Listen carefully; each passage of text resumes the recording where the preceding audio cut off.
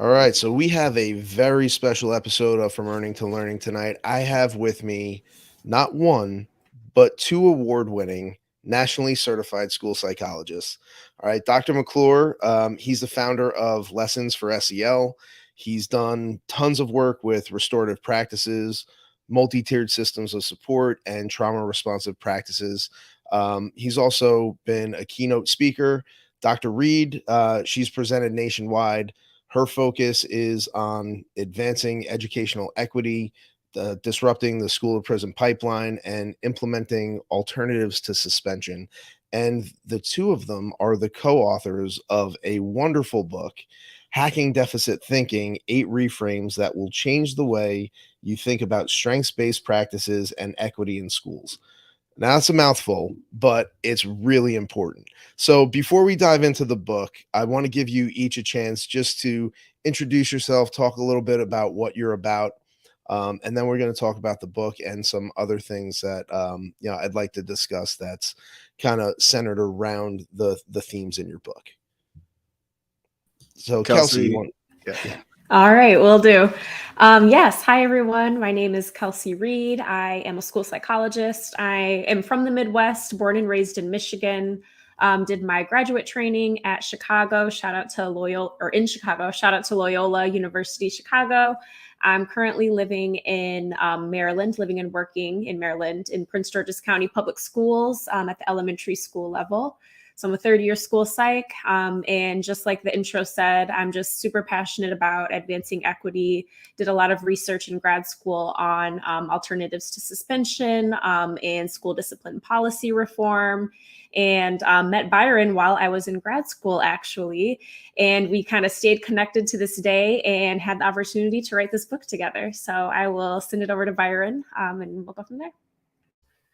Yeah, David, I want to thank you for having Kelsie and I onto your show, on your platform. I'm excited to have this conversation. I've been fortunate to be able to do a number of different things in the space of education. Being a psychologist, working in the DMV, been able to do some school redesign work, working in Southeast DC. Founder of a SEL company called Lessons for SEL. Was able to sell that company, and then I merged. My company was acquired by a larger company called Seven Mindsets, and I'm currently the director of innovation for Seven Mindsets. And the reason why we're here today, I'm an author now, which is really cool to say. Author of Hacking Deficit Thinking with my co-author Kelsie here. And aside from those things, man, I'm a brother, I'm a father, a husband, a cool dad who likes to crack corny dad jokes. So that's it in a nutshell. All right. Well, I really appreciate the two of you joining me tonight. So I read your book, and you come out of the gate swinging, and I don't know if that was intentional, but it definitely gets the reader's attention. Yes. So, yeah, um, and it's no mystery that, like, schools are centered around standardized testing, and you talk about the history of standardized testing. Can you go a little bit into that here? Yeah, man. And you're right. We came out the gate swinging, like no holds bar. And the reason why we did that, everything in the book is by design. And our hope was to take people, the reader, on a journey from start to finish with setting the frame of why this work was necessary and providing facts. This is where we are. This is what's happened, which has led us to the current conditions. But just because we're in these current conditions doesn't mean we have to stay here. That we hope to move the reader towards what's possible, and it ends with flourishing. But laying the foundation, we had to examine, some really heavy things. And Kelsie, now we thought it made sense to really provide a history of deficit thinking. Kelsie has done tremendous work. A part of that being root cause analysis and being able to dive and see where these issues come from. And as we want to hack deficit thinking, we have to help our readers to understand what deficit thinking is, how it shows up, in schools, how it shows up in our current practices. And David, a big way how it shows up is in our assessments. And to be clear, we're not blaming any one person, any groups of people. We're just sharing factual information. And as a story, I share how I was trained. Kelsie and I were both psychologists, and I went through my graduate prep training program, and I was trained to utilize these tools that were steeped in eugenics, that were heavily grounded in segregation and separating people. And these people wanted to utilize these tools to separate certain groups and classes of people. You fast forward, I was trained in some of those assessments, the Stanford Binet, which is a cognitive assessment, being one of those tests. And as a psychologist, we utilize cognitive assessments. Some people might not like to admit it, but to separate, to classify, and to label people. And so we have to be able to examine those things. And that's why we started chapter 1 coming out the gate swinging. But then we laid the foundation of what it is and how we can move forward. So, Kelsie, anything you want to add to that? No, I think the biggest piece, and I know you kind of touched on this, is that we wanted everyone to understand before we dive into, how to hack deficit thinking. You need to understand why deficit thinking exists and why it is that we think the way we do. And like you mentioned, that it's not your fault, that we have been trained and primed as educators. So I know we really kind of come from a school psychology lens because we're school psychologists, but the whole field of education is rooted in this. So we can talk about all of the way that we go about educating our students is hyper focusing on those weaknesses. So we really can kind of this is applicable to all educators in the training that we all receive. Yeah, and that was one of the hardest things for me to change as a classroom teacher. It's something that I do now. I go from a strengths-based perspective, but even my initial attempt, like, I didn't take away points. I was looking to give points, but you're still sending the same message, is that, oh yeah, you earned points for doing this. You just didn't do good enough, and there's still, you know, it's something that the student's missing. It's something that, and the mentality of that, and like the message that it sends to the student is like they're the problem that needs to be solved for, rather than saying, okay, great, here's where you're at, here's what you can do next. And so you're right. Classroom assessment probably drives a lot of this deficit thinking, but it stems from, we know how schools are judged, right? We know how teachers are judged. If our students don't perform on these standardized tests, well, um, it doesn't look good for us. So, what people don't understand is there's such a benefit, and students perform way better when they feel valued, seen, and heard, right? And when they have those authentic wins in the classroom, and not those softball questions where that like the teacher's just giving you a layup, like, like they're struggling and they're getting something that everybody else is doing too. Um, those authentic wins that really can, catapult a student into actually, saying, oh, I do something well, how can I expand that? So, a lot of the stuff that you're talking about in your book, from the way that I approach class, it really just resonated with me. So I think there's a lot that teachers can learn from your approach. So I'm gonna skip ahead to a question that I had planned for later, but um, what what opposition have you experienced from classroom teachers, and how do you manage to maybe not overcome that, but just kind of um, you know tamp down their concerns a bit? Yeah, that's a important question. And the setup of the book, for those of you who might not have read the book, we include a pushback in each chapter. And so we'll give what we call a reframe. And then we'll give some information. One of the important things we do, we give practical tips, right? Kelsie and I, we've both been inside of schools. I've been in schools for well over a decade, and people need practical things that they can use tomorrow. And so in every chapter, we give practical strategies, easy takeaways that teachers, anyone can start tomorrow, and parents too, for that point.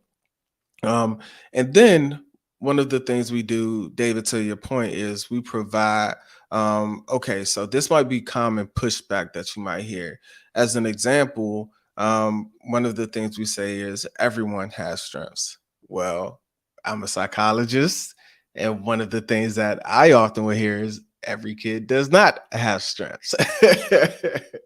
And so we provide some tips and strategies of how to respond in those moments. And one of the, just on a personal level, whenever I would hear that, I would say, if a kid can smile at you, can acknowledge you, because let's face it, we work, some people work in areas where is students with significant developmental delays and disabilities. But even those students, I remember going into one classroom, and there was this one boy, like he would smile and acknowledge and say, hey, and even if that's all he could do, like he's saying, hey, and he's smiling to you. And so on, that's just a small level, but how can we acknowledge what people are capable of? On another level, we also have to acknowledge the potential that are in people. And so in this deficit thinking, sometimes people will place limiting beliefs on you and say, well, you can't do this, or you're not good enough. And we provide counters to that. I might have difficulties in this area, and I'm learning how to do this. Another one of the strategies that I share is the power of yet. A simple counter to, well, this kid will never be able to learn basic math facts. I struggled in math. That's why I use that example. I'm not solid at math yet, but one day I'll get there. And David, what that does is it gives people hope. It gives inspiration that I might not have this skill now, but I can develop those skills in the future so that I can find my variation of success. What that does is it lets kids know I can keep going, I can try, I can give effort, and I don't have to fail. So those are some examples, but we give more detailed examples within every chapter. To kind of piggyback off of that, I think some of the things that I have personally heard, the first one is that I think, teachers will think that, or not only teachers, educators will think that this approach is counterproductive because, in education spaces, we have to identify, we can't ignore weaknesses. I think that's, people hear strength-based approach and they think, well, we're ignoring weaknesses. And so one thing that Byron and I stress all the time is that we're not ignoring weaknesses. We're not arguing for that. We're arguing for a balanced approach where we acknowledge strengths while we're also, addressing those weaknesses.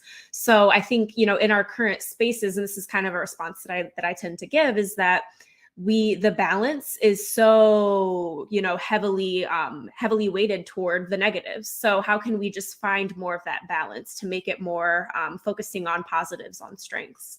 And then the second piece that I hear often is that a lot of educators agree with this, right? They don't want to be deficit-based in schools. We came into the field of education to make a difference in the lives of students. We want to be strength-based, but they don't know where to begin. And then I think you mentioned that first chapter, we come in like, this is why it's happening. This is all of the factors that are, quote unquote, out of our control that have led to where we are today. So I think people get overwhelmed, like, well, how can I make a difference as one person if this deficit-based mentality is like encompassing the whole space of education? And so, how we kind of respond to that is really focusing on your sphere of control, your sphere of influence. So, me as a psychologist, I have control over how I conduct my psychological evaluations, how I talk to parents about the the strengths and weaknesses of their children who are suspected of having a disability. So that's for me, but teachers can identify 1 to 2 things that are within their sphere of control that they can change. And positivity is contagious. So we often undermine the impact of our language. So language is powerful. You use certain language around others, they adopt it too. So I think those are some things kind of that I see as well.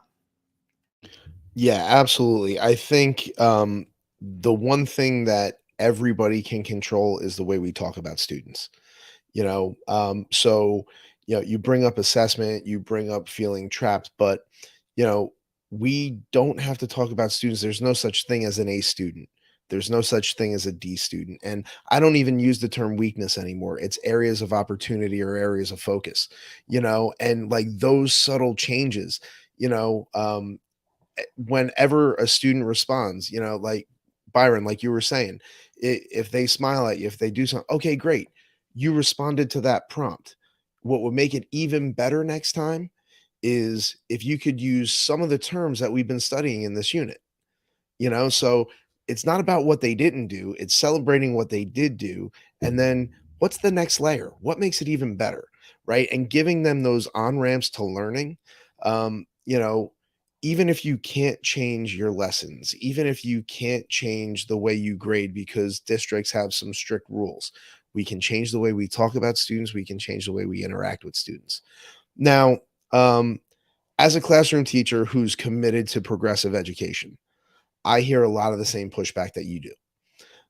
Now, one of the things that most teachers that I talk to fear, or not necessarily fear, I don't know if that's the right word, but a concern of theirs is that how do we hold students accountable? Right. And, I know both of you definitely have thoughts on this. What is the definition of accountability and who should be accountable to who? So, let's hear your thoughts on how we can have true accountability in schools and what that looks like. Yeah, man, I'm so excited to have this conversation. I posted about this on my social media a couple days ago. Um, and man, tying this to our book to start, one of the things that we talk about is a symptom of deficit thinking is this culture of low expectations. And low expectations might show itself inside of schools. Well, all right, instead of doing 4 assignments, like you're capable of doing it, you have the skill to do it. I'll just let you get away with 1, right? Like it's not an accommodation. It's just being another example is like letting kids like cuss in front of you. I don't know. These are like really small things and not addressing it, not letting it go check.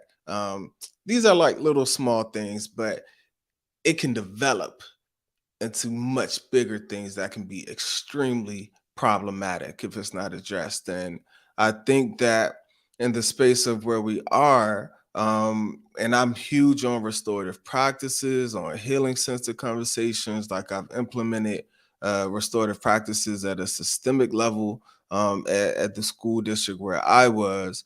I think that there has been some confusion with holding students accountable versus allowing them to do any and everything.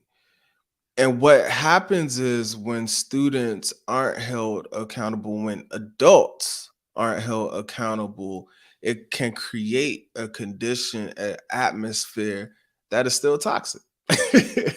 It's like, oh, okay, now kids, and man, if you go on any social media thread on anything, like you'll hear teachers saying, like kids are getting away, staff or anybody's getting away with anything. There's no consequences. Like this is happening, and they're right back in my class, or they're going with Dr. McClure, the psychologist, and playing basketball, which I'm guilty of doing that. But at the core of that, and David, this is why this conversation is important. What's missing from that is the community, the classrooms, the school environment being restored. What are we restoring it back to? Back to a place of being whole. And I think it's important because if an incident happens, there has to be some sort of addressing it. There has to be healing. There has to be restoring it for the purpose of that community. And what happens is, here's a clear example of this. You have a kid in a classroom who might be acting out, who might be, for a number of reasons, and they might get into an incident with one of their peers. That kid is removed from the classroom, and then he's brought back in right away within 5 minutes. So the kid who something might have happened to might feel like, I don't feel safe in this classroom environment.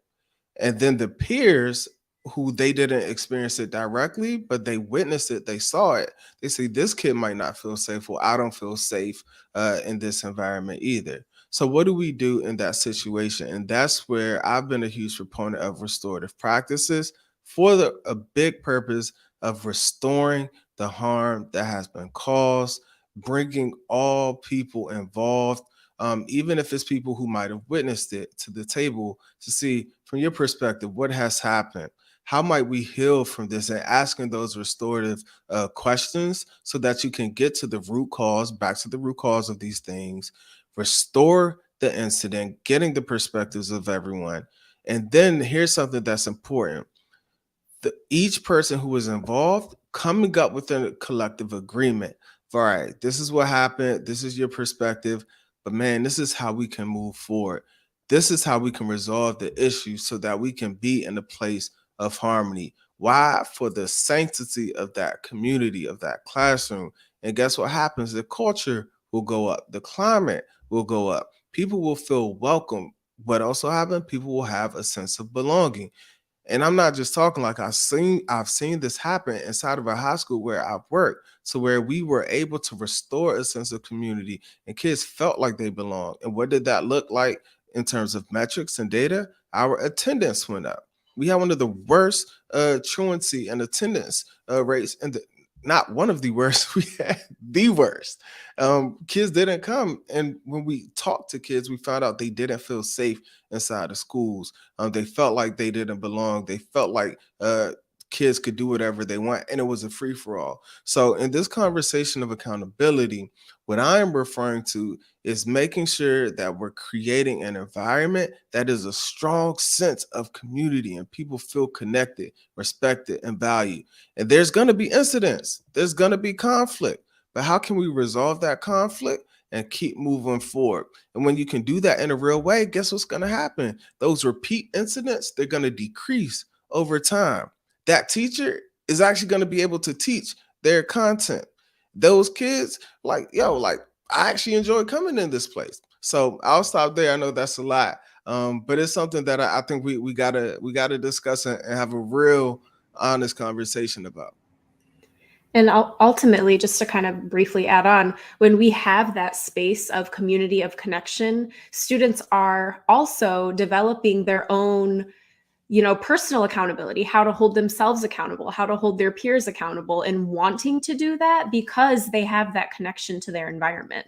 So that's another piece. And I think that paired with, I kind of, this is related a little bit, but I think oftentimes another kind of pushback we hear is, well, school is for academics, why are we, teaching behavior at school? Why is this, part of our job or, whatever.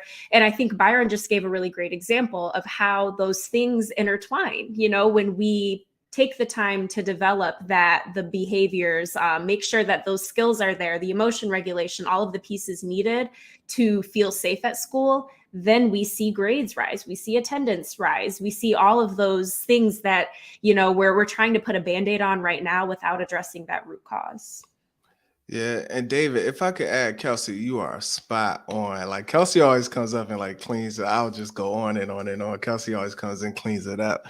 But David, in that post I put on social media, it was around the folks down in Florida. I'm not knocking nobody in Florida except for those folks in Florida, but if it don't pertain to you, let it ride, let it fly. Anyways, there was a post of this district, the school, I think it was the school board, and they were in front of a prison. and they were talking about, the guy was just saying some wild things about how they are going to like take back their schools and like instill this sense of fear. And what accountability is not instilling fear in people. It's not ruling with the iron fist. I don't think that's effective. I don't think that's beneficial. I don't think that's how we are going to get our schools where they need to be, especially now. And so that was a travesty, and I just don't think that's the way how we need to be going about things. I completely agree. And I think part of the challenge is that up until recently, we haven't had much research on how emotions actually impact learning. So everybody's tried to separate cognition and emotion and get to just the pure academics. But Mary Helen Immordino Yang, Emotions, Learning, and the Brain, fantastic book that every educator should read. And it outlines how we can't learn without emotion, so how it's essential. And she's a former classroom teacher, so like her spin on this, well, not spin, but how she breaks it down at the end and shows how it's applicable to the classroom at the end of each chapter is just fantastic. So I think there's just a long held misunderstanding that those two things are separate, when in fact, like, we show up to school, we interact with other human beings, emotion is involved. You can't eliminate that. When there's two people in a room, there's emotion. Like, it's just the way it is. So a lot of things need to change. Part of the problem is we use achievement as a social currency. What school we get into, comparing GPAs, and like, people brag on it. It's just like, oh, my kid did this, or I got in there. And, a lot of the people who do well, who hold the power, it's very hard for them to give that up. And they think it's a zero-sum game. So if one group rises, they have to fall, which is not the truth at all. As that group rises, everybody rises higher. So, it's I don't know how we take those first steps into getting more people to see that, but when we finally do, like, everybody's better for it. Um, so I want to get back to your book. You have a couple of frameworks in there. You have the humane approach. All right. So can you please just tell the audience what the humane approach is, and yeah, just speak about that for a bit. Yes, so the humane approach is basically a data collection process for school teams to use. And it's so humane, it stands for, each letter stands for a different action. So H is for highlight.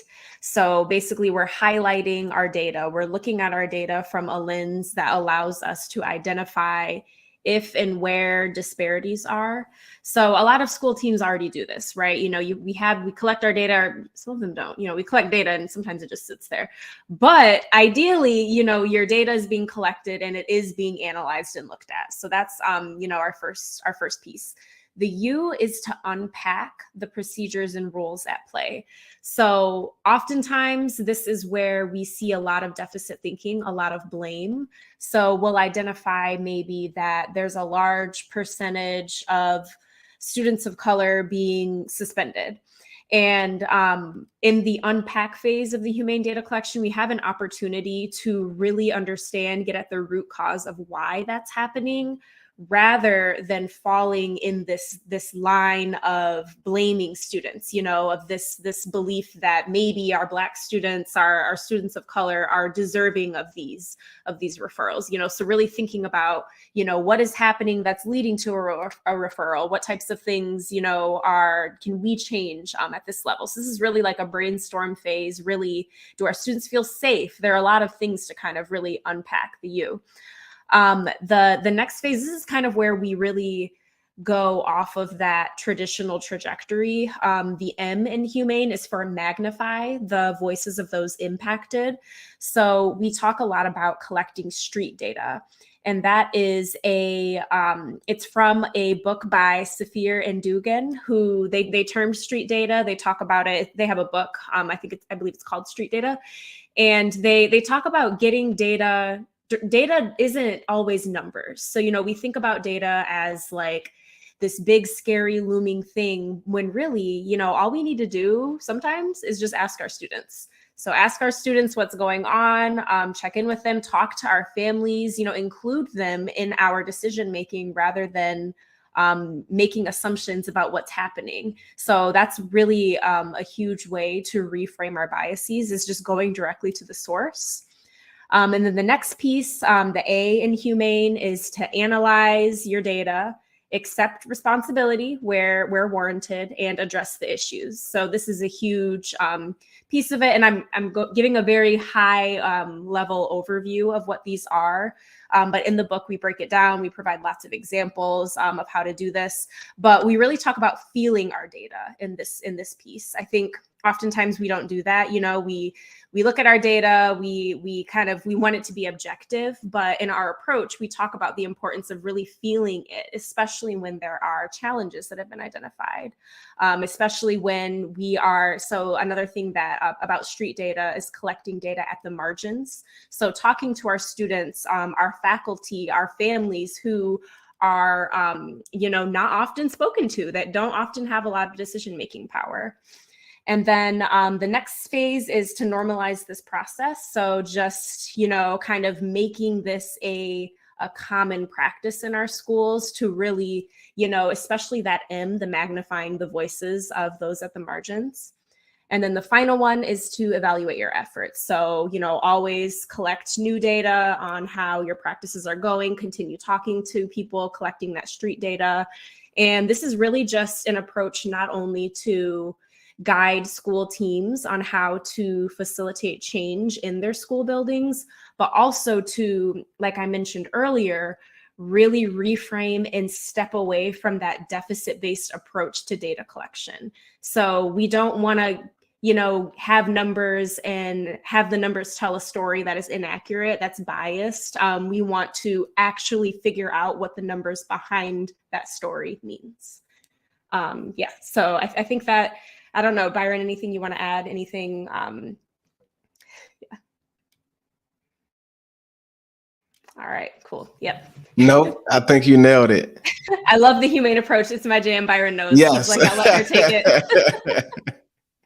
All right, so she's been waiting for that moment, David. Oh yeah, well, yeah, you crushed it. So, it's definitely it's well articulated in the book. Like you said, tons of great examples. The book is full of great examples. And then another thing that I really liked when I saw it was your deficit square. All right. So can you touch on that a bit and, just tell the audience about the deficit square? Yes, this is another one of my favorites. So I'll chime in and I'll let Byron if he wants to add anything. So basically, the deficit square is kind of a framework that we use to help educators understand how deficit thinking manifests, how it impacts our practices at school, and how it ultimately impacts student outcomes. So I don't know, maybe we can link it or retweet it somewhere so you guys can see it, but it's a visual and it has 4 arrows and they're all double-sided, so they all impact each other. It starts on the top with teacher distortions. So these are basically, we reference cognitive distortions. So these are beliefs that impact the way that we view or think about students. So one example could be, and we use examples from cognitive distortions. So let's go with all or nothing thinking. So, for example, if a student continues to make mistakes, we assume that they'll never be able to succeed. So this is a very generalized example, but that is a distortion that we have. And it goes on to the next arrow, which is teacher expectations. So based on the distortions that we have in our mind, we either lower or change our expectations for students or subgroups of students. So that could look like a number of things, but oftentimes, you know, I know Byron gave the example earlier, and I like that example a lot because I do see that of, you know, expecting less from students. So, you know, maybe if their handwriting isn't as neat as another student's, it's like, oh, well, you know, that's fine because that's the best that they can do. So I'm going to allow that. That is, you know, to the student's detriment.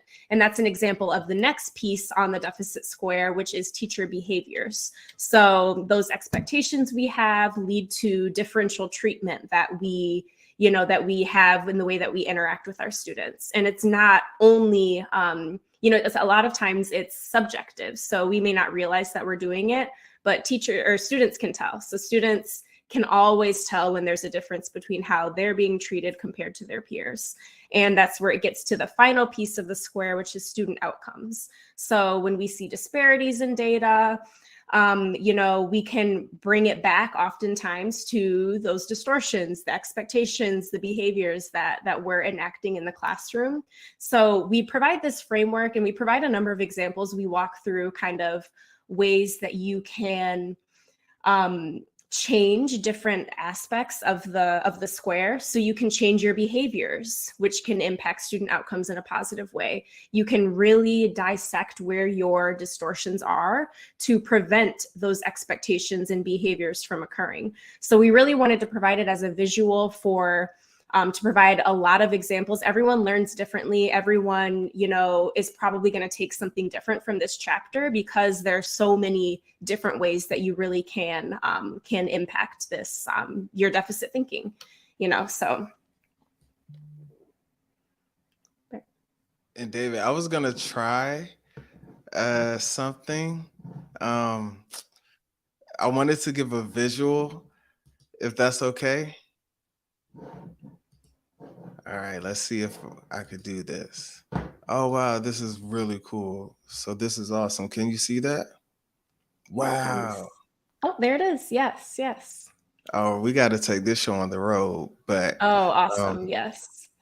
Yep. Yeah. So here's, yep, you want to, it's an example of one of the distortions. We have an example of the expectation, the behavior, and the outcome that may occur from this specific distortion, which is labeling. And in labeling, what we see is we judge a student based on a behavior that we see, you know, or maybe let's say it's a student who receives special education services, right? So a lot of times at the beginning of the year, we get our list of students and we see, okay, we have 3-4 students who have IEPs, the IEP kids or whatever. And in our head, you know, we may develop this expectation of what that student is going to be like, which leads to specific behaviors on our end and possible outcomes on the student's end. Awesome. Thanks for sharing the graphic. So when I saw that, it leads me to the conversation of differentiation, right? Because all students do learn different. You know, they're all in different spots. And typically, like you said, the way that we approach differentiation is, well, these kids can't, so I'm going to give them less, right? We differentiate opportunity. And, you know, like Byron, like you were saying before, we never know what they can do. So, you know, if we provide on-ramps, low floor, high ceiling opportunities where anybody can engage with these prompts, right? So we don't have to differentiate opportunity anymore. We can differentiate support. And, you know, so those are some small changes that we as classroom teachers can make. And it actually reduces our workload. You know, so a lot of times we're looking at this like, and the students see it, like, you know, and I'm guilty of it too. Like, I got to do all this extra work for these 2 kids, like, you know, and they feel that, right? But if we can differentiate support through the same prompts, right? Through having that low floor, high ceiling opportunity. You know, I teach a lot of students that have IEPs and 504s, and I do the same worksheets as the honors and AP physics classes, you know, and we're looking for different things, but there's some students who are ready to do more than you thought that they could, you know, and so the first time I hand those sheets out and they say, well, this is AP, this isn't us. I was like, that's physics. It doesn't matter. Right. Like we're all learning the same stuff. And like just the sense that they're not different, Yeah. like maybe there's a little more support. So there's a lot to what you're doing. Man, I appreciate that. And David, you got some bars, man. I had to write that one down. You said we don't have to differentiate opportunity, we differentiate support. So I love that. But man, it makes me think of like some of the students who I've worked with, and we talk about this a lot in our book, because if we're not careful, our students, this goes back to those expectations. Are they low or are they high? Or if they're living up to these expectations and you're saying, well, we're not AP students. Like, what? Like, who taught you to talk like that? Who told you what type of students? We're sped students. Like, I'm the bad student, I'm the bad kid. And now they got a rep to live up to. And this, at what point, at what age, at what stage are we giving these kids these labels and they're living up to it? But then when you present them, like, no, you're not that kid. You're not that label. We are going to provide you with the opportunity that you should have, right? And we're going to differentiate that support. Like, our kids can thrive. And so, man, I think you're spot on. And that's why Kelsie and I, as psychologists, like, we really want to get into, the mindsets of adults, of even parents, even myself as a parent. I have to catch myself of, what messages am I giving to my kids, of telling them what they can't, or placing limiting beliefs on who they will become. Because again, I don't want to be in a space of blaming people, but it's easy to fall into those traps. How you were trained, how you were raised. And I'm going back to the parenting thing. If my parents raised me a certain way, we were disciplined. Like, for real. And do I have to discipline my kids the same way? Maybe, maybe not. Do I have to say, man, I remember in high school, a lot of my classmates who were 10 times smarter than me, much more academically inclined, like much more elegant speakers. And, like, did they have people to pour into them, or to say that you can do this? And I just always had this unwavering belief that I could do anything. And whether I was right or wrong, I just believed, man, I could do whatever I put my mind to, right? And if people don't have that same disposition, like, man, and this is why we have to hack deficit thinking. Like, people, if they're not careful, can do damage to young people. And they grow up believing, like, man, I can't do this. And it's like, man, you can do anything. Like, there is no reason why me, as Byron McClure, am out here like travel. Man, I just came from Toronto. I just from Canada, traveling. Like, I've had some really neat opportunities. I've been across the country. Like, I wrote a book, and I'm from PG County, where Kelsie is working right now. And so, like, we can't place these limiting beliefs on people, because if I'm a testament of what's possible. And to me, one of the most important themes of our book is, by helping people to identify their strengths, their assets, like, we are showing people that, man, we believe that you can become anything. And I think it's up to us to really tap into that and help educators know that they can help people become anything as well. I know this was a super long, drawn out answer, but that was on my heart to share. So. Nah, I think that's great. And you know what? I think that's a perfect note to kind of wrap this up on. So, Kelsie, what final thoughts do you have? I hate when I'm asked to follow up after Byron drops something like that. It happens to me. You can probably imagine how often it happens to me. I I think I'll just end it with the fact that I think something we haven't touched on yet today is the importance of us knowing our own strengths. So, I think, the book is a lot about identifying strengths within students, et cetera. But I think we need to come to a space where we are shifting the way we think about our work as educators to understand what it is that we're good at, what we're passionate about, and how we can incorporate those things into our work. So, you know, when we talk about hacking deficit thinking, it's also about hacking your own beliefs about yourself and just ways to feel more productive in your work as educators, because we all deserve that. All right. So, are there any other projects in the work? I know this one just came out, but like any other ideas rattling around? Where can people find you? How can they support you? What's going on? Looking for the scoop, huh? That was nice, David. You're a pro. Kelsie, we got some things in the works. Okay. We're acting all Byron. I don't know what we want to share or not share. But some things are whatever coming. you're comfortable with. Yeah. You can definitely follow us at Hacking Deficits, hackingdeficitthinking.com. We're pretty active there, and just know that there are some really big, really cool things in the works that we've been working on. So you heard it here first. We have not really mentioned that anywhere that anything is coming, but there is something coming. Awesome. Yeah, it's gonna be major. Yes. And you know, if you just think about it, like, where do you go to find strength-based resources or tools or research, or even to know what it is, or to know what hacking deficit thinking is, or get videos, or where do you go? Right? There might be a place here or there, but stay tuned. Follow us across all social media platforms.